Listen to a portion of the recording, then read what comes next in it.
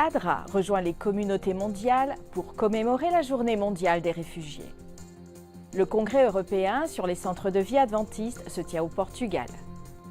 Au Canada, une école adventiste indigène célèbre le 20e anniversaire de sa création.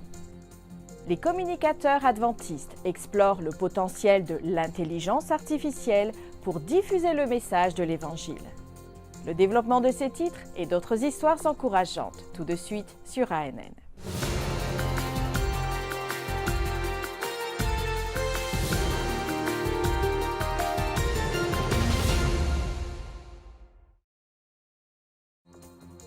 ADRA, l'Agence adventiste de développement et de secours, s'est jointe aux communautés mondiales pour prendre part à la Journée mondiale des réfugiés. L'Agence mondiale travaille depuis des décennies pour aider les réfugiés et les autres personnes touchées par les catastrophes, les conflits et d'autres crises.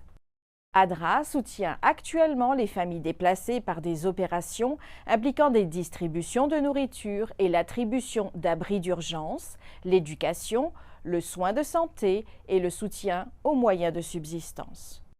Selon le dernier rapport sur les tendances mondiales de l'Agence des Nations Unies pour les réfugiés, plus de 117 millions de personnes sont déplacées de force dans le monde entier. Nous sommes des êtres humains. Nous sommes des gens normaux. Ils nous regardent comme si nous étions venus dans ce pays sans raison.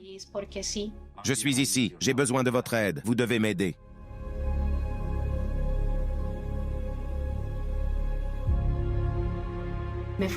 J'ai quitté mon pays principalement à cause de la violence constante. La guerre a commencé. Je ne savais pas quoi faire, où aller. L'attaque contre notre pays a été très dure pour tous les habitants de la région. Nous avons été déplacés par les guerres et les conflits qui accablent notre région. Il s'est passé beaucoup de choses et j'ai commencé à avoir peur pour ma vie.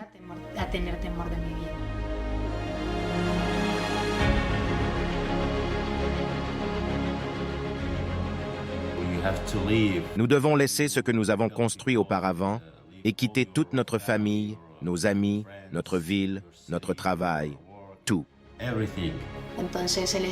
Ils pensent que nous voulons leur argent et vivre au crochet de leur gouvernement.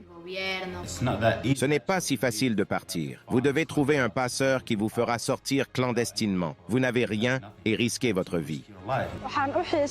Mon pays d'origine me manque beaucoup, car certains membres de ma famille y sont encore. Et j'aimerais bien aller les voir quand le moment sera venu. Si c'était possible, nous n'aurions pas choisi de fuir, mais nous y avons été contraints. Fuir n'est pas une chose que l'on peut traiter avec moins de respect. Nous sommes comme vous.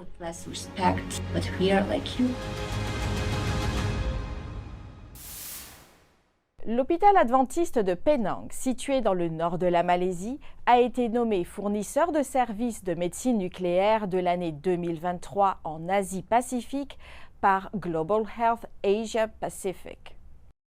Cette reconnaissance prestigieuse reconnaît non seulement les services de soins de santé de l'hôpital, mais aussi son dévouement à incarner le ministère de guérison de Jésus. Ronald Ko Wang Heng, directeur général de l'hôpital adventiste de Penang, a exprimé sa joie et sa gratitude en recevant ce prix. Cette réalisation marque une étape importante pour l'hôpital adventiste, démontrant son engagement à fournir des soins de haute qualité aux patients. Il souligne également la détermination de l'hôpital à rester à la pointe de l'innovation médicale et à promouvoir la santé et le bien-être de la communauté grâce à une approche holistique. Le Congrès européen sur les centres de vie adventistes s'est tenu à Coimbra, au Portugal, et a attiré 226 participants de différentes parties du monde. Le Congrès s'est concentré sur l'exploration du rôle, de la fonction et des opportunités de mission présentées par les centres de vie guidés par le message adventiste sur la santé. Les dirigeants adventistes ont souligné l'importance de CES Centres en tant qu'outil précieux pour la promotion du message et des pratiques adventistes sanitaires. Ted Wilson, président de la Conférence générale de l'Église adventiste du 7e jour, a souligné le rôle missionnaire de CE Centre dans la réalisation de l'objectif de promotion de la santé dans le contexte des messages des 3 anges. Je me réjouis à l'idée du Congrès européen des centres de vie adventistes parce que c'est la méthode de Dieu, l'une d'entre elles, pour atteindre les grandes villes du monde et de l'Europe, d'avoir de petits centres juste à l'extérieur de ces villes, où les gens peuvent venir pour une transformation complète de leur vie. Mario Brito, le président de l'église adventiste du 7e jour dans la région intereuropéenne, a déclaré que l'objectif de CS Centre est d'améliorer la vie des gens et de les guider pour comprendre le message complet. Cela me fait chaud au cœur de voir que les gens comprennent que le moment est venu pour nous de partager notre message de santé avec ceux qui nous entourent. Non pas de manière théorique, mais en essayant de la concrétiser par des plans, des institutions. Comment pouvons-nous rendre la vie des autres meilleure? C'est notre objectif, car lorsque les gens vivent une expérience positive concrète, nous préparons la voie pour qu'ils reviennent plus tard et comprennent l'ensemble de notre message. Les dirigeants adventistes du 7e jour d'Australie, ainsi que des représentants des ministères des aborigènes et des insulaires du détroit de Torres, se sont réunis pour célébrer l'inauguration d'une extension de l'université Mama Rafa sur les terres de Whadjuk Noongar en Australie occidentale. Les nouvelles installations, comprenant des salles de classe, un espace commun pour les étudiants, un laboratoire informatique, des bureaux administratifs et un studio d'enregistrement de Faith FM, ont été achevées dans les limites du budget, à savoir un peu moins de 1,3 million de dollars. Ces ajouts faciliteront la croissance du ministère aborigène et l'éducation sanitaire à l'université Mama Rafa. L'institution est plus qu'une simple université biblique. C'est un organisme de formation agréé qui offre des cours accrédités. Son objectif est de fournir aux étudiants aborigènes de véritables opportunités de travail et de promouvoir leur bien-être général. Après la pause, nous reviendrons avec des nouvelles du Canada, où la plus grande école indigène d'Amérique du Nord célèbre son 20e anniversaire.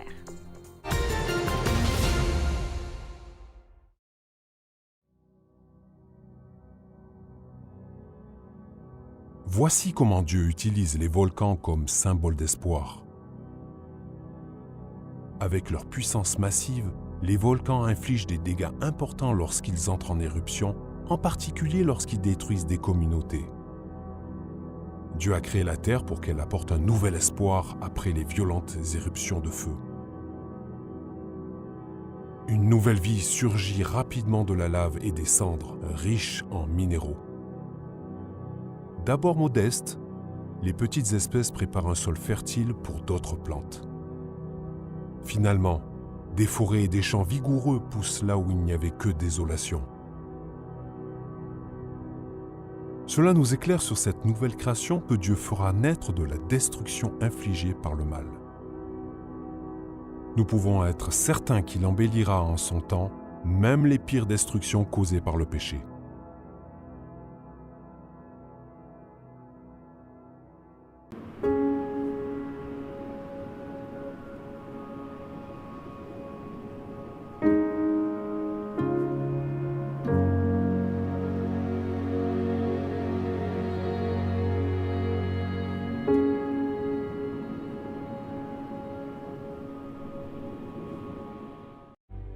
Be cheerful no matter what.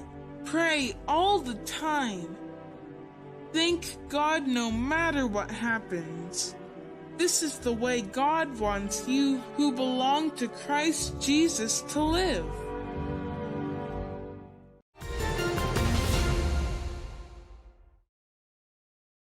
L'école autochtone Mamawi à Tosquetan a célébré son 20e anniversaire lors d'une journée porte ouverte. L'institution adventiste, située à Mascawis, à Alberta au Canada, offre une éducation respectueuse de la culture et un cadre d'apprentissage centré sur le Christ. Dans une communauté qui a été marginalisée et qui a souffert,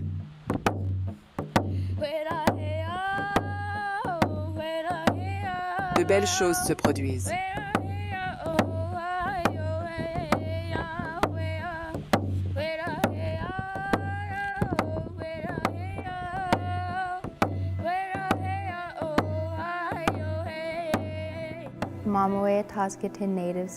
École autochtone de Mamawi à Tosquetan.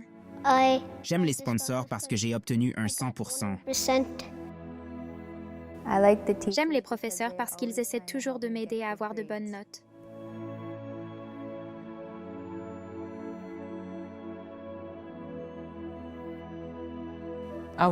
J'aimerais aller à l'université de Birmingham. Ensuite, je reviendrai à Masquasis et je deviendrai l'un des 4 chefs. Je vais à l'université pour obtenir une licence en éducation. Je veux devenir institutrice dans la réserve. Je veux travailler dans un salon de manucure. Plus grande, j'ouvrirai mon propre magasin et je vendrai mes propres perles et bijoux.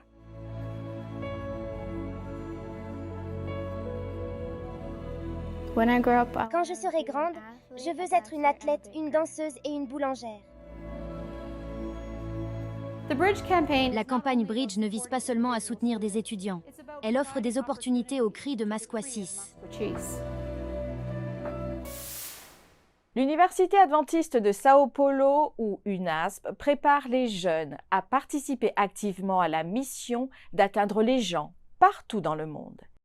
Cet établissement d'enseignement supérieur ne se concentre pas seulement sur l'apprentissage académique, mais forme également les étudiants en vue d'un engagement personnel et dévoué envers le Christ.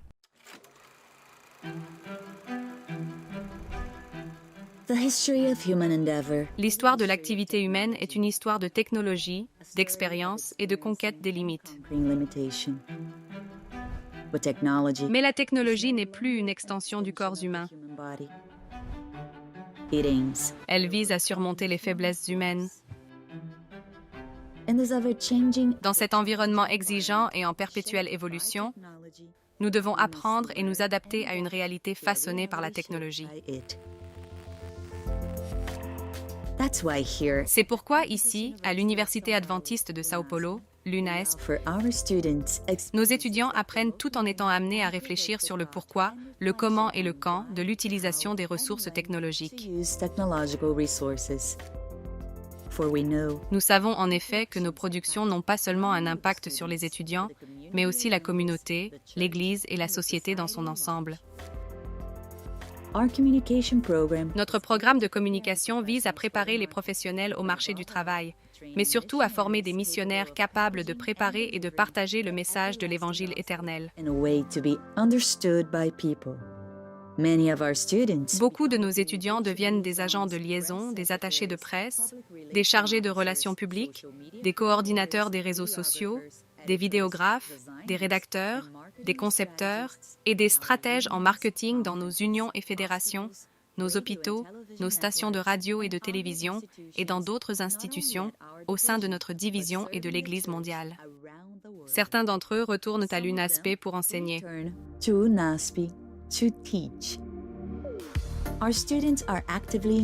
Nos étudiants sont activement engagés dans divers projets innovants. Il s'agit notamment de créer un contenu adapté à plusieurs plateformes, concevoir des productions interactives et développer des produits polyvalents. Leurs domaines d'intervention s'étendent à l'écriture de scripts des images basées sur l'intelligence artificielle, des contenus adaptés à des besoins spécifiques et la production de contenus immersifs pour les environnements virtuels. Nous avons la chance de disposer d'une société de production interne pour développer et livrer certains de nos produits les plus novateurs et créatifs, en combinant l'expertise de nos professeurs et de nos professionnels à l'énergie et l'enthousiasme de nos étudiants, à ne pas se contenter de répondre à nos besoins, mais aussi aux demandes d'autres institutions de l'Église, à des événements en direct, des films, des documentaires, des comédies musicales. Des productions audiovisuelles sont créées de manière artistique et technologique, permettant aux étudiants de participer à nos projets les plus élaborés.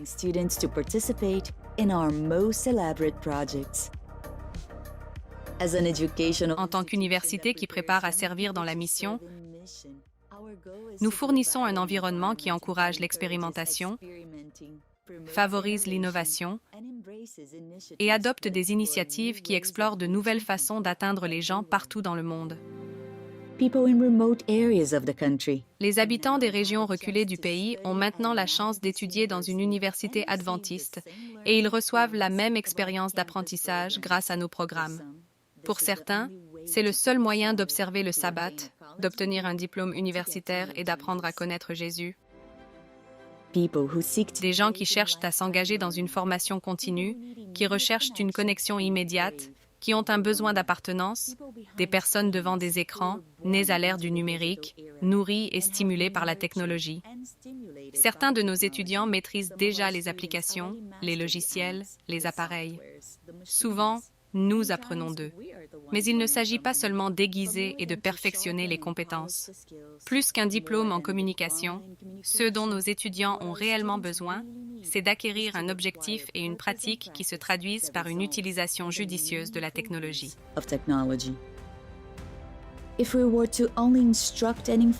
Si nous ne faisions qu'instruire et informer, si nous n'offrions que la pratique et l'expérience, nous pourrions très bien atteindre l'objectif de l'approfondissement des compétences, mais jamais de l'éducation des esprits. Notre raison d'être est de guider nos étudiants vers une contemplation du Créateur et artisan de la science, le Seigneur de toute sagesse et de tout art, l'auteur de notre salut.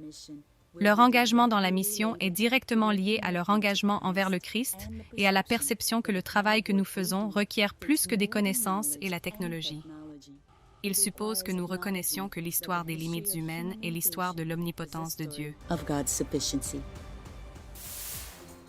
Nous faisons une courte pause et à notre retour, nous découvrirons les possibilités dans la diffusion du message de l'Évangile grâce à l'intelligence artificielle.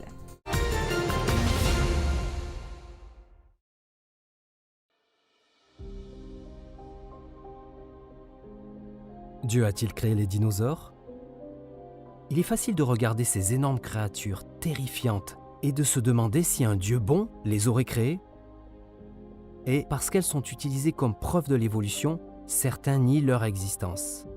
Cependant, des fossiles abondants montrent clairement que les dinosaures ont existé. Cela ne signifie pas que Dieu voulait des monstres mortels dans sa création d'origine. Notre monde a changé et les prédateurs d'aujourd'hui, comme les requins, sont redoutables. Mais notre monde compte encore de nombreuses créatures douces. Les prédateurs actuels nous parlent de la puissance de Dieu, mais nous savons que celui-ci n'a jamais voulu la violence dans sa belle création.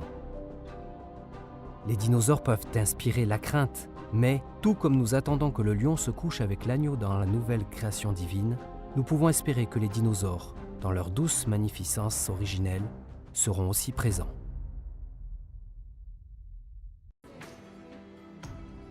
Pourquoi Dieu a-t-il donné des rayures aux zèbres? La présence de la beauté dans la nature suscite la curiosité de beaucoup d'entre nous. Du point de vue de l'évolution, la beauté est au milieu d'une heureuse coïncidence. Selon ce point de vue, il n'y a pas eu de plan. Certaines adaptations seraient arrivées par hasard pour nous plaire. Mais les rayures du zèbre ont une raison d'être. Certains ont dit qu'elles étaient là pour confondre les prédateurs. Cependant, de nouvelles recherches ont montré que le gris d'un éléphant est beaucoup plus efficace. Il y a peut-être une autre raison. Peut-être que Dieu, qui aime la variété et la beauté, a créé les rayures du zèbre pour apporter de la joie au monde. Les rayures peuvent avoir une utilité pratique. Mais quel meilleur but un Dieu aimant pourrait-il avoir que d'apporter de la joie à sa création ?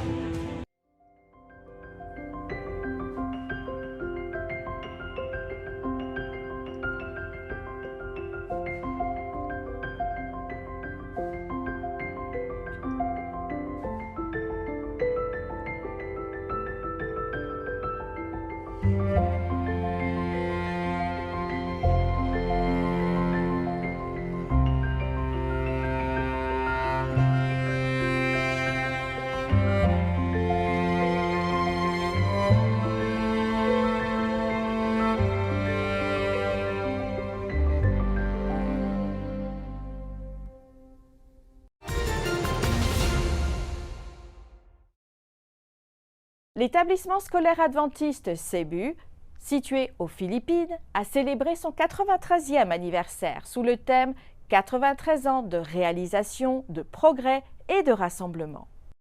L'événement a mis en lumière le riche héritage de l'école, ses réalisations notables et son dévouement de longue date à l'éducation des jeunes esprits depuis près d'un siècle. Ruby Mir Ortega, directrice de cet établissement, a exprimé sa sincère gratitude aux dirigeants de l'Église adventiste des Philippines centrales et des Visias centrales, aux représentants du gouvernement local, aux parents, aux étudiants, aux anciens élèves et aux amis qui se sont joints à la fête. En plus de commémorer l'anniversaire de sa fondation, l'école adventiste Cebu a également participé à la célébration du 160e anniversaire de la fondation de l'Église adventiste du 7e jour. Ces deux occasions ont mis en évidence l'engagement commun et l'héritage de l'Église adventiste du 7e jour et de l'école Cebu en façonnant des vies, en faisant la promotion d'une éducation holistique et en ayant un impact positif sur la communauté. Les dirigeants des départements de la communication des régions nord-américaines, interaméricaines, sud-américaines et du nord de l'Asie et du Pacifique des adventistes du 7e jour se sont réunis pour une série de réunions afin de discuter des implications de l'intelligence artificielle ou encore IA. La réunion s'est tenue au siège de la division nord-américaine de l'Église adventiste du 7e jour à Columbia, dans le Maryland, aux États-Unis. Au travers des conférences, des débats et des tables rondes, il est devenu évident que l'IA est une réalité et qu'il est essentiel de comprendre comment l'exploiter pour en faire une alliée. L'orateur Eric Sperradino, entre autres, a présenté des idées que l'Église peut appliquer pour un usage efficace de l'intelligence artificielle dans la diffusion du message de l'Évangile dans le monde entier. Il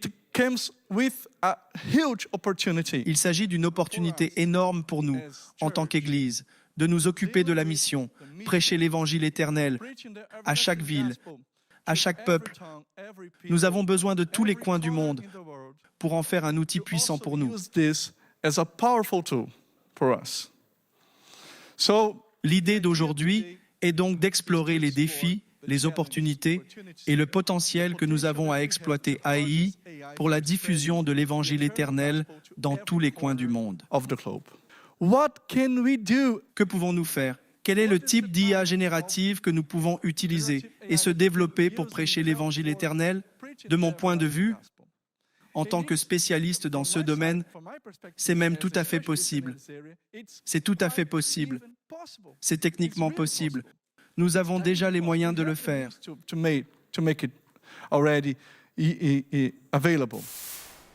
La Plage, un camp d'été adventiste du 7e jour, situé sur les rives du lac Léman en Suisse, a eu un impact significatif sur la vie des jeunes. Cependant, les installations de ce camp se sont détériorées au fil des ans. Une partie de l'offrande du 13e sabbat sera allouée à la rénovation de camps, ce qui permettra d'offrir une plus grande variété de programmes tout au long de l'année. Sur les rives du lac Léman, un camp d'été adventiste du 7e jour a touché le cœur et la vie de jeunes gens en Suisse. Pendant l'été, Adriana travaille à la plage en raison des souvenirs positifs qu'elle garde de son séjour en camp.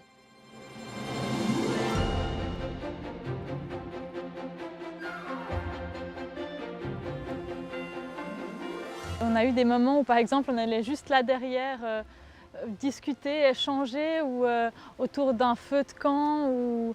Il y a plusieurs moments comme ça où en fait ça permet juste d'être avec une personne, un à un, ou avec plusieurs personnes, mais de pouvoir échanger, de pouvoir partager, d'avoir des moments en fait privilégiés les uns avec les autres.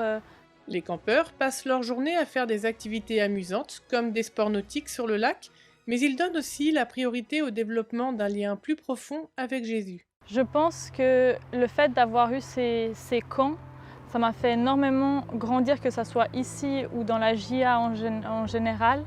Les programmes, tout ce que les animateurs, les pasteurs, etc. apportent, ça permet justement de développer sa vie spirituelle en tant qu'enfant, Et en tant que jeunes adultes, ça permet même encore aujourd'hui, en tant qu'adultes, de développer en fait une relation avec Dieu en fait.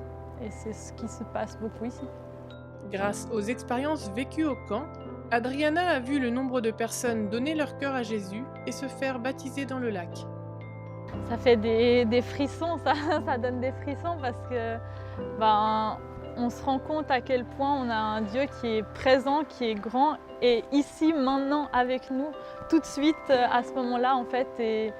Et ça permet de se rendre compte vraiment de la présence de Dieu dans nos vies. Le camp est situé entre deux villes, Genève et Lausanne, ce qui lui confère une position centrale pour de nombreux participants. L'accès privé au lac leur permet de profiter de l'eau en toute sécurité. Après des années d'amusement et de croissance spirituelle, le temps a eu raison des installations. Les programmes ne peuvent fonctionner que pendant les mois les plus chauds en raison de la tuyauterie et de la plomberie. Pendant les mois les plus froids, les tuyaux gèlent, rendant la cuisine et les salles de bain inutilisables. La cuisine est également limitée. Ce petit espace a besoin d'une mise à jour avec un espace approprié pour le stockage des aliments, une meilleure disposition et de nouveaux appareils. Grâce à ces améliorations, le camp pourrait fonctionner toute l'année, ce qui ouvrirait de nouvelles perspectives. Ce trimestre, une partie de votre offrande du 13e sabbat sera consacrée aux rénovations de la plage. Votre contribution permettra d'offrir un plus large éventail de programmes tout au long de l'année. Veuillez prier pour ce projet en Suisse. Merci pour votre soutien à l'offrande qui fait une différence dans la vie de personnes comme Adriana. Pour en savoir plus sur les récits missionnaires et les histoires sur le mouvement adventiste au fil des ans, consultez la page YouTube des Archives adventistes présentée par David Trim. Rendez-vous sur la section This Week in Adventist History. Merci d'avoir suivi ANN. Rejoignez-nous la semaine prochaine pour plus de nouvelles du siège de l'Église adventiste du 7e jour. Saviez-vous que l'Église adventiste du 7e jour a une chaîne YouTube où vous pouvez regarder ANN Vidéo, ANN in Depth et plein d'autres vidéos étonnantes sur la prophétie, la santé et l'étude de la Bible? Cliquez sur le bouton « S'abonner » pour ne jamais manquer une nouvelle vidéo. Vous pouvez également nous laisser un commentaire ou un sujet de prière.